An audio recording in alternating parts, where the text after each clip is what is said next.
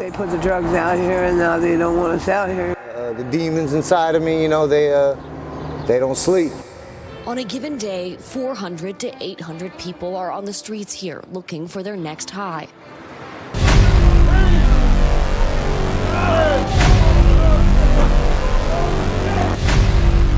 Like, I know they're trying to clean it up right now, but I don't know where they expect everyone to go. Kensington, Philadelphia used to be a lively place, but now it's known for drugs. In this documentary, I talked to people from the area to show what life is really like there.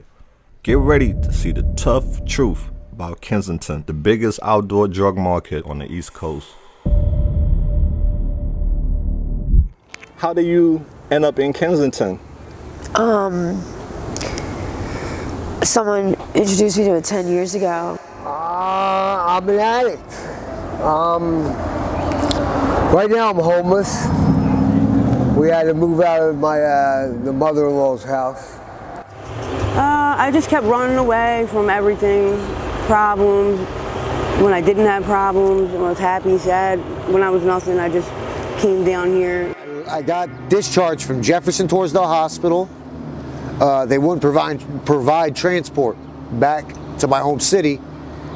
So they more or less just said, we wish you the best of luck and good luck to you. What brought you down here? Family. Your family live out here? Yeah, I got 2 sisters here out of 9. Got 9 sisters, 2 of them live in Philly, but I got stuck with the drugs, man. What was it like for you in Kensington growing up out here? I ran the streets since I was a buck. Fucking niggas running wild, getting that chicken, getting high.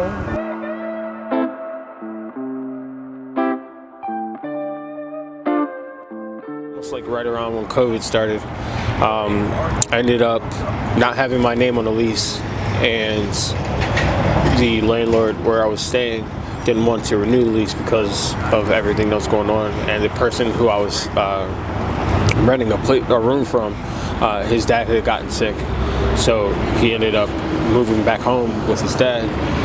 So it was kind of like up in the air. And then when the governor closed everything down, I had no job, and not for nothing, the restaurant that I was at was too small to kind of give anyone any type of furlough or anything to hold them over. So I was a little SOL and ended up coming out here after a couple months of staying with a couple friends, ones that actually could, you know, accept people that weren't family. I came here because of my mom. And at the age of 10, I started selling drugs. Why so young? I got introduced to the drug game. What was your first impression of Kensington when you got here? Like the first time, Your first day? I was under the impression that we were going to Bucks County. So when I got up here, I mean, I drove and the guy was like, lock the doors, don't make eye contact with anybody, just keep your head down and wait until I get back. And it scared me. I was like 22 at the time. I was not a big time drug dealer out here, but I was getting money out here. I went to turn in $27,000 to the Connect, and my right-hand man tried to take me out. And you say you were shot in your leg? Yeah. Well, thank God you were alive, brother. What did that experience teach you? What did you learn from that experience? I still was in the streets getting money. And that shit ain't stopped me. Now, I just get high, I mean. The drugs aren't what they're telling you they are. I see a lot of nasty wounds, and I know that when I try to get clean, it's much harder than it used to be. And people are mean to us. They stereotype us. They think we're going to steal from them. Not everybody's a thief just because they get high. I don't appreciate that. Yeah, I just feel like they put the drugs out here and now they don't want us out here, but they're the ones that are selling it and got us fucked. Life wasn't always this bad. Like, you know, I'm a very educated person. I'm a carpenter and a mason. I was in a few different unions. I put myself through college at Temple. That cost me 60 grand. Like, I'm a very smart guy. As to where I actually have pensions right now, 401ks, things that I can't cash out on until I'm a little older. But I've made a lot of smart, wise decisions that if you met me now this last year and a half and didn't know any of them things, to find those things out, you'd be like, there's no way that's him. But this is where it took me. I was staying a couple different places, but this is kind of where I have home base, or created home base rather. PennDOT actually owns where we stay, but they recently had people come and clear everything out. Everything of mine was trashed, so slowly recouping and getting things back from that. I'm gonna be honest, it looked like somewhere that I wouldn't be judged, and I like that, you know. I'm not gonna say like I look at it like, oh, I'm gonna fit in down here, it's just who I am as a person, because I'm not. But, you know, it was just kind of like everybody was doing their own thing, and I didn't have eyes on me and being, you know, ridiculed and critiqued all the time. Like, I hate that.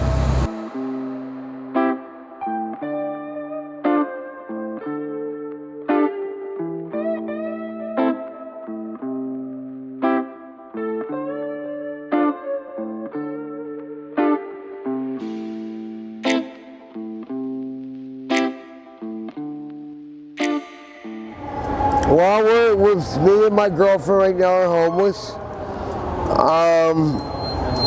Is that her down there? Yes, it is. How that happened? Well, we were living at the mother's temporarily. Off and on we go there to help her. And she got sick. She had a stroke last week. So she was coming home the other night.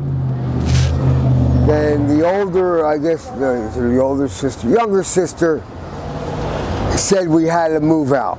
She gave us 15 minutes, so we had to leave. I mean, I haven't been here for 10 years, but I guess a month ago I came up here and haven't left.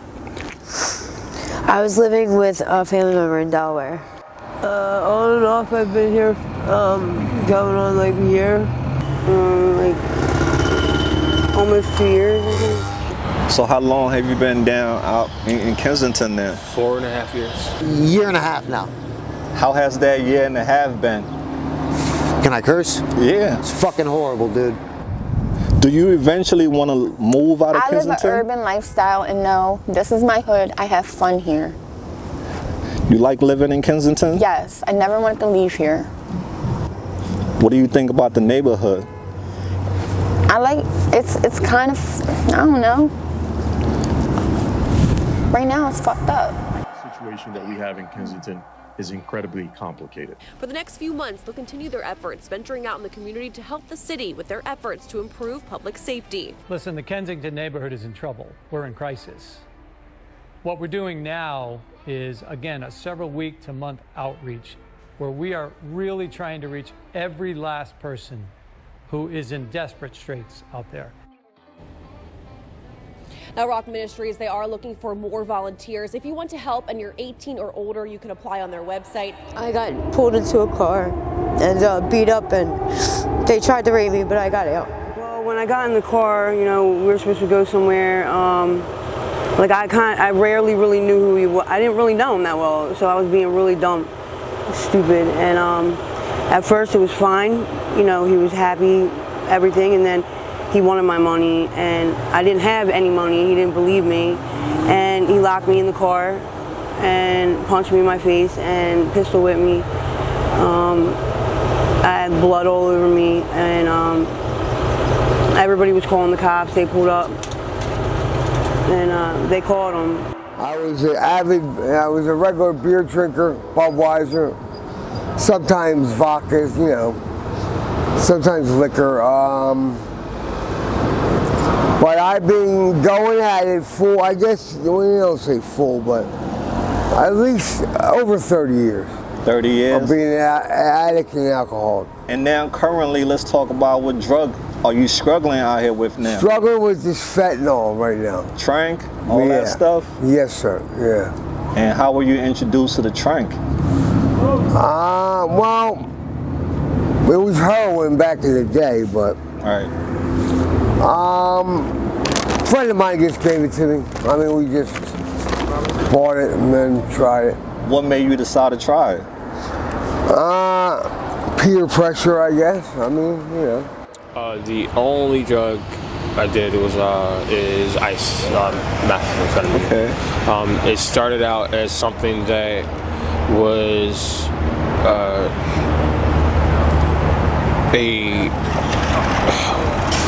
it started out as it's like a party thing with groups of people. Everyone was getting high and being stupid, but then it ended up becoming a necessity out here to be alert, to stay awake, to kind of be safe, to watch my stuff as well as watch other people's things. Well, I used to smoke weed when I was 12. I smoked my first wet blunt at 12. At 12? Yeah. Who introduced you at such a young age? Some girl I went to disciplinary school with. We came down here. This is when I lived in the Northeast, and we came down here on D Street. Got that good Wakata back in the day. Okay, let's talk about Kensington right now. What drugs are you struggling out here with? K2 and sometimes crack. What does it do to you? What type of It gets high? me high. It don't matter. I don't know what type of high. It just gets me high. How long do it last? It don't last that long. That's why I don't like it. But I smoke it all day, so I don't care. I mean, I smoked weed when I was like 12, 13, trying to fit in. I drank a little bit back then. I never got a habit. My pill habit is what started me on, like I got a habit on pills. And that's how I started using opiates. Why were you taking pills? I had a knee surgery, undiagnosed by the doctors. They could have given me antibiotics if they had done the right testing in the beginning, but by the time they did do the testing, I had to have full knee surgery, and it was a staph infection. So I had to take morphine and things like that. And I guess that didn't even get me hooked. It was really emotionally, it was for an emotional crush. I started smoking crack when I was 9 years old. Was my my first hit of crack. Who introduced you at such a young age? My dad. He smoked crack with you? He gave you the pipe and taught you how to smoke it? I was doing some chores. Like I said, I'm the oldest son, so I had a lot of responsibility throughout the years as you know, other siblings came into the world. A lot got put on me because of my dad being the way he was.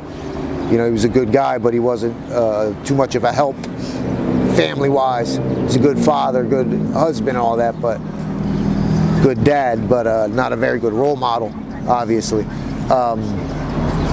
I became an alcoholic and a crack smoker because of him.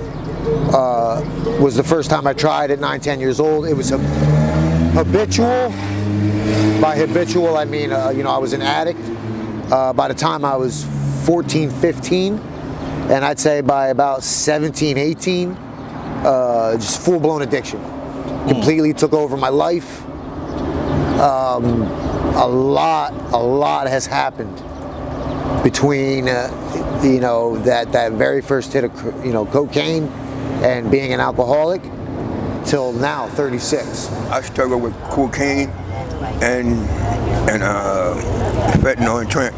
Tell us, what's the difference between those two drugs? Well, I love putting it together. I speedball. I like speedballing. It makes me feel good. It takes the stress off. Friends. Ones that I thought were friends, actually. Yeah, they introduced me to the little weed, then I went to the powder, then I went to the hard, then eventually I had to start doing the dope, and that's what I've been stuck on now. You know? How did your family react when they found out you was using drugs? Oh, they was pissed. They was really pissed, man. They actually turned their backs on me, you know.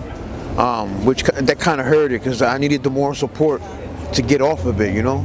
I really wanted to get off of it, but they all turned their backs on me. Have you tried getting off of it on your own? I have, but I actually relapsed and ended up right back on where I first started. What made you relapse? Missing my kids, to be honest. Me and the mother, you know, we separated, and due to my drinking problem, I was an alcoholic. Thank God I haven't drank in 4 years. But yeah, it was my fault, you know. I blame myself for that. But yeah, that's what made me relapse. What drugs are you currently struggling out here with? Crack and fentanyl. All right. Can you tell us the biggest difference between those two drugs? Fentanyl is a downer and crack's an upper. So fentanyl, you're like falling asleep, and crack, you're like, I don't know how else to put it, like skitzing and like running around and your eyes are bulging out. And right. Fentanyl, you get physically addicted. Physically, and you go through withdrawal. Yeah. Not having it. Yeah. How much do you spend on your drug habit every day, would you say, average? 100 to 200. And what do you do for work? I don't work. I do things like illegally to get money. I saw you walking. Where was you heading off to? Trying to sell this pussy. I mean, you keeping it real. I respect your honesty. Can't you find another job to do besides putting yourself at risk? I don't put myself at risk. I fuck for money, and it's a quick fuck, no feelings attached, and I get that chicken. So how many guys would you say you spend time with every day? I don't spend time with them. They're in the pussy for 2-5 minutes and they're out, and I get the chicken and I leave. The only way I get money out here is I go in the train station and I swipe people in for $2. Okay. What happened to your dad? My dad is a deadbeat. All right. My dad left me at the age of 1. You never saw him since then? No, I used to go to Puerto Rico and see him and all of that. Okay. But he never paid attention to me like that, you know what I mean? So it took my stepdad, my stepdad was the one taking care of me. I actually scrap I do DoorDash when my bike doesn't get stolen. And I was working and doing odd jobs with somebody, but he ended up kind of just using my time and my skill as something that wasn't valuable to him. Like, my time is valuable to me. I thought it was valuable to him, but it clearly wasn't. Never paid me for the amount of work I did. Not for nothing. I was kind of thinking that was happening anyway, just with the way that he was kind of maneuvering and trying to pay me with drugs instead of money. I was like, that's just not how this works, bro. Yeah. Like, I'm not I'm not a fiend. I don't need it like that. Well, I mean, I do my little mechanic, you know. I change rotors and brake pads and all that, oil changes, and you know, I do whatever I can, you know, whatever I can get my hands on, you know. Yeah. Clean yards, front of the houses, stuff like that. What are some hustles that people have out here to make money? A lot of people boost, like steal from stores and sell it down here. A lot of people sell their food stamps, get on Suboxone and sell it. Girls and guys like sell their bodies down here. A lot of people just steal from each other. Nobody works. People sell drugs. All the do's and don'ts for those who don't know about Kensington, the do's and don'ts. What can you tell them? Mind your business. Mind your business. Mind your business. Yeah, pretty much. Facts, right? Yeah, that's pretty much, you'll be alright if you do that. And I say to myself, people are not out here to be your friends. It is not a place to make friends. They're gonna screw you the fuck over. So I learned that the hard way. I was really naive when I first came down here. If you're using drugs, you know, mind your fucking business. If you don't know them, they don't know you. Really ain't got no business fucking even trying to bother. People will play you out here. You will get played. You'll get hurt. You'll get stabbed. You'll get shot. You'll get beaten. You will have your shit stolen from your best friend. So you have better luck out here trusting a complete fucking stranger. And by that, like, I mean that with love. Like, you will get more love, respect, loyalty, and trustworthiness out of someone you don't fucking know and never met in your life than you ever will from someone you think is your best friend, because they will play you till you're blue in the face and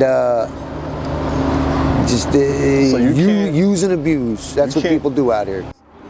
Don't come out here and there's no do. Don't come out here. There's even the children are vicious. I've seen them beat up on old women and rob them. I mean, I think that the people that aren't addicts are more vicious than the people that are addicts. We get attacked and robbed. I see the people on the blocks robbing their own customers. It's really bad out here right now. It didn't used to be like that. Do you like living out here? Fuck no, dude. This is horrible. I sleep on the ground at night. Obviously, we know what time of year it is. It's so ungodly cold sleeping on the concrete at night. I see the young folks down here on the Ave.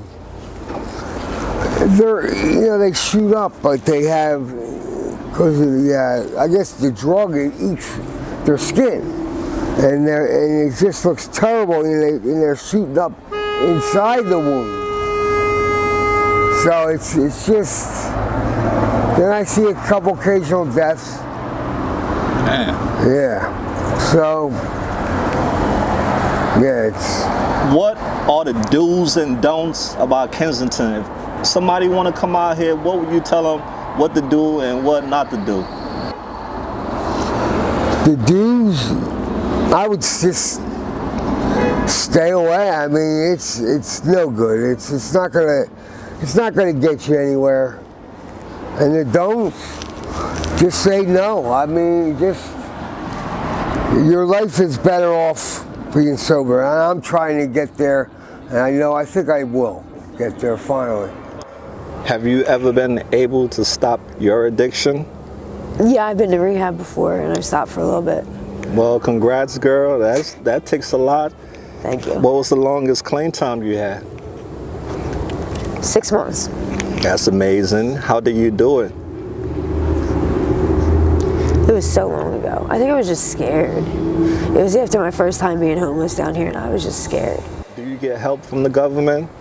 Well, like welfare? Yeah. I get food stamps and I have Medicaid. How much do you get every month in food stamps? $291. My food stamps. I sell the food stamps sometimes. Oh yeah, I have heard that a lot. 50%. Yep. So you do get help from the government. You get ridiculous. Food stamps. Yeah, it's 50%. Well, do you get cash assistance also? No, sir. No. And how much do you get in food stamps every month? $291. How were you introduced to K2? Down Somerset. Somerset? Yeah. Why you decide to try it? You don't mess with the dope out here, the fentanyl Fuck drink? no, I don't do fucking my thing. I fuck out of here and hack this voice. What's your living status? Where do you live? I live with my mother. What do you do all day? I don't know how long that's gonna be. So do you eventually want to stop using K2 and the PCP, the weed? Do you want to stop that one day? No. Why not? No, oh my God, just leave me alone. What are you afraid of? I don't know. Okay, all right. We'll always skip. To feel shit. What do you regret in life?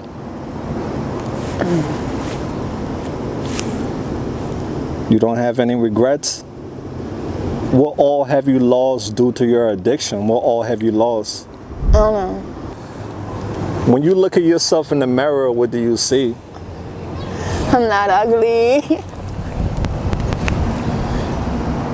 If your friends or your family see this video, what message would you like to send to them?